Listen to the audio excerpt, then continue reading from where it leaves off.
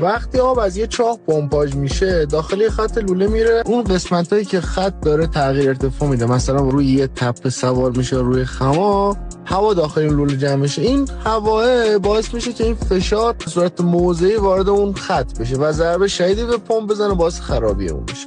اینجاست که شیر هوا یا ایر والو وارد عمل میشه. این شیر معمولا تو بالاترین نقطه هر خط نصب میشه و کارش تخلیه هوا. وقتی هوا داخل لوله است، شناور شیر پایین میمونه و مسیر خروج باز هوا رو تخلیه کنه. و از اینکه آب میاد بالا و جای هوا رو پر میکنه، شناور میاد بالا و مسیر خروج بسته میشه. اگه پمپ خارج بشه و آب از لوله برگرده، شیر هوا دوباره باز میشه تا هوای کافی وارد لوله بشه و از خلا و آسیب به پمپ جلوگیری بشه. در واقع این یه تجهیز کوچیکه ولی جلوی کلی خسارت بزرگو میگیره. حالا اگر جزئیات این ایر والو یا والو هوا رو میخوای، بیا آخرین استوری ما رو ریپلای کن و بنویس ایر، کلمه ایر یا هوا رو برای ما ریپلای کن پای استوری تا جزئیاتش برات ارسال بشه.